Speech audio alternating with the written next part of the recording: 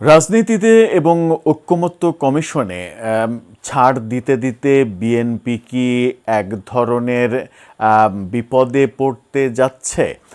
বিএনপির রাজনীতি ছাড় দেওয়ার রাজনীতিতে পরিণত কি হচ্ছে?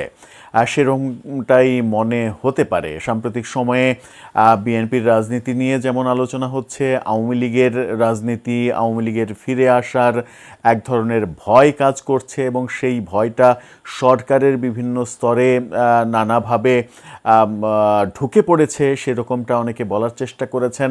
এনসিপি নেতা নাহিদ ইসলাম তিনি সরকারের উপদেষ্টাদের অনেক কিছু ফাঁস করে দেওয়ার কথা বলছেন।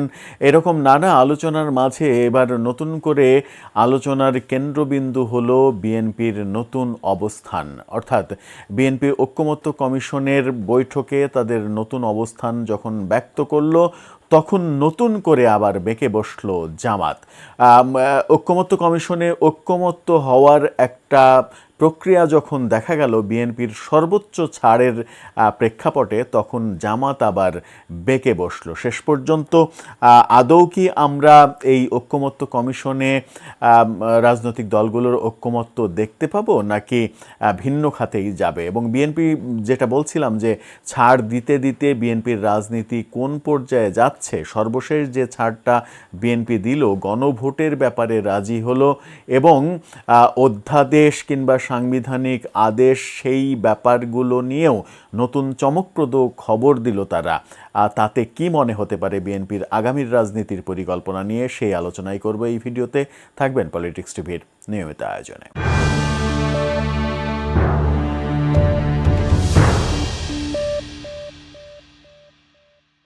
দর্শক, বলছিলাম বিএনপির রাজনৈতিক ছাড় দেওয়ার প্রসঙ্গে নতুন খবর এসেছে। নতুন খবর সালাউদ্দিন আহমেদ তিনি জানিয়েছেন এবং সেই খবরকে কেন্দ্র করে সংবাদের শিরোনামটা আপনারা দেখে নিতে পারেন, তারপরে আলোচনাটা সহজ হবে।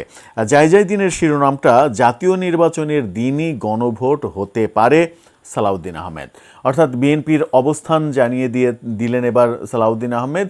জাতীয় নির্বাচন যেদিন হবে সেই দিন একই সাথে গণভোট হোক, এটা এখন বিএনপি চাইছে। সেই ব্যাপারে বিএনপির কোনো আপত্তি নেই। গণভোটকে নিয়ে আলোচনা হয়েছে, বহু আলোচনা হয়েছে। জুলাই সনদ বাস্তবায়নের জন্য বিএনপির ওপরে এনসিপি, জামাত তারা যখন আস্থা রাখতে পারছে না যে ক্ষমতায় গেলে বিএনপি জুলাই সনদ বাস্তবায়ন করবে কি করবে না, এই প্রেক্ষাপটে বিএনপি এবার রাজি হয়ে গেল গণভোটের ব্যাপারে এবং তারা বলল যে জাতীয় নির্বাচনের দিন একই সাথে গণভোট হতে পারে। তাহলে প্রেক্ষাপটটা কি দাঁড়াবে? গণভোটে যদি জুলাই সনদ বাস্তবায়নের পক্ষে ভোট আসে, তাহলে সেটা পরবর্তী সরকার বাস্তবায়ন করতে বাধ্য হবে। কিন্তু মজার ব্যাপার যেটা, সেটা হচ্ছে ঐকমত্য কমিশনের যে সকল পয়েন্টে, অন্তত 11টা পয়েন্টে এবং বড় বড় পয়েন্টে যে ঐকমত্য হয়নি, নোট অফ ডিসেন্ট দিয়েছে বিভিন্ন রাজনৈতিক দল, সেইগুলো কি হবে, সেইগুলো কিভাবে প্রতিষ্ঠিত হবে, সেইগুলো গণভোটের মাধ্যমে কিভাবে নিরূপিত হবে, সেটাও একটা বড় বিষয়। বিএনপি নেতা সালাউদ্দিন আহমেদ যেটা জানালেন, জুলাই সনদ বাস্তবায়নে জাতীয় সংসদ নির্বাচনের দিনই গণভোট হতে পারে, এমন মন্তব্য তিনি করলেন। তিনি বলেছেন, সংসদ নির্বাচনের দিন গণভোটে কোনো বাধা নেই। সনদে কি থাকবে তা জনগণের কাছে উন্মুক্ত থাকবে। এর রায় হবে চূড়ান্ত। আগামী সংসদ গণভোটের রায় মানতে বাধ্য হবে। বলেছেন, জাতীয় ঐকমত্য কমিশনে সনদ বাস্তবায়ন প্রক্রিয়ায় ফাইনাল স্টেজে আছি আমরা। মোটামুটি চূড়ান্ত সিদ্ধান্ত হয়েছে, একমত হয়েছি। জুলাই জাতীয় সনদ 2025 অধ্যাদেশ জারি করা যেতে পারে, এমন মন্তব্যও করেছেন। অর্থাৎ জুলাই জাতীয় সনদ, এই সনদটা বিশেষ সাংবিধানিক আদেশে বাস্তবায়ন করার কথা যখন জামাত ইসলাম, এনসিপি সহ বিভিন্ন দল বলছে, ঠিক সেই সময় অধ্যাদেশ জারির কথা বলছে বিএনপি। অর্থাৎ এটা নিয়ে একটা অধ্যাদেশ জারি করা হবে এবং অধ্যাদেশের মাধ্যমে আগামীতে এটা বাস্তবায়ন প্রক্রিয়ার দিকে যাবে। গণভোট হবে জাতীয় নির্বাচনের দিনে। গণভোটে যদি পাশ হয় তাহলে আগামী সংসদ সেটা পাশ করবে, পাশ না হলে আগামী সংসদের ইচ্ছার উপরে নির্ভর করবে। কিন্তু গণভোটে পাশ হলেই কি আগামী সংসদ সেটা বাস্তবায়ন করবে সেটা নিশ্চিত করে বলা যায়?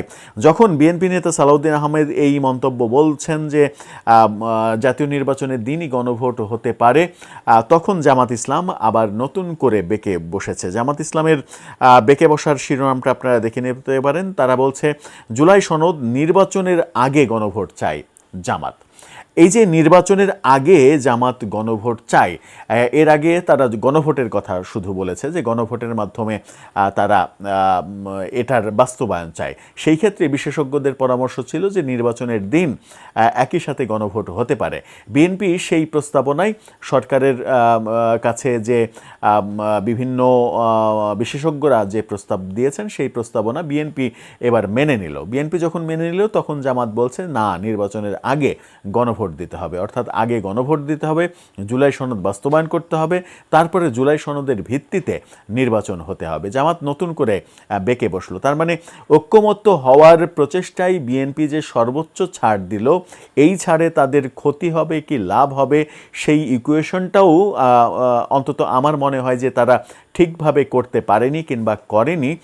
কারণ এই যে নির্বাচনের দিনই গণভোটের ব্যাপারে সায় দেয়া, অধ্যাদেশ জারি করার ব্যাপারে রাজি হওয়া, এতে করে যেটা হবে সেটা হচ্ছে যে জুলাই সনদটাকে বর্তমান সংবিধানের চাইতে অনেক বেশি গুরুত্ব দেওয়ার ব্যাপারটা সামনে উঠে আসবে, যেটা বিএনপি থেকে বারবার বলা হচ্ছিল যে জুলাই সনদ কখনো মানে সংবিধানের উপরে স্থান পেতে পারে না।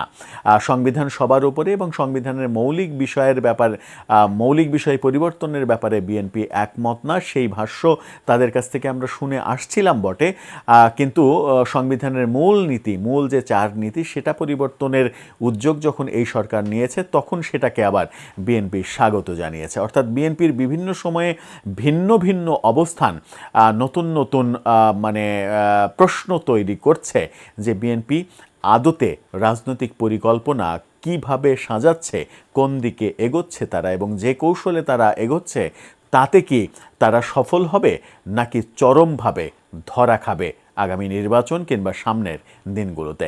সেই প্রশ্ন উঠছে, সেই প্রশ্ন নিয়ে আলোচনা হচ্ছে। এবং আওয়ামী লীগকে যখন নির্বাচন করতে দেয়া হবে না, আওয়ামী লীগ নির্বাচন করছে না, আওয়ামী লীগকে বাদ দিয়ে নির্বাচন হচ্ছে, তখন আওয়ামী লীগের সমর্থকদের যে ভোট, সেই ভোট পাওয়ার কৌশলের রাজনীতি বিএনপি আদৌ করছে কিনা, নাকি এক ধরনের মানে আত্মবিশ্বাসে তারা ভুগছে যে ভোট হলেই বিএনপি জিতবে, আওয়ামী লীগের ভোট যেদিকেই যাক না কেন বিএনপি জিতে যাবে, এই আত্মবিশ্বাস তাদের ক্ষতির কারণ হবে কিনা, যেটা আমরাও খবর পাচ্ছি যে তৃণমূলে এই আলোচনাটা ইদানিং শুরু হয়েছে যে আগামী নির্বাচনে এই আওয়ামী লীগের যে ভোট ব্যাংক, সেই ভোট ব্যাংকটা যদি বিএনপির বিপরীত শক্তির দিকে চলে যায় তাহলে রেজাল্টটা কি হবে? দর্শক, আপনার কি মনে হয় রেজাল্টটা আদতে কি হবে? বিএনপির কৌশলগুলো কি ঠিক আছে? তারা ঠিক পথে এগোচ্ছে? আপনার মন্তব্য জানিয়ে লিখতে পারেন আমাদের কমেন্ট বক্সে।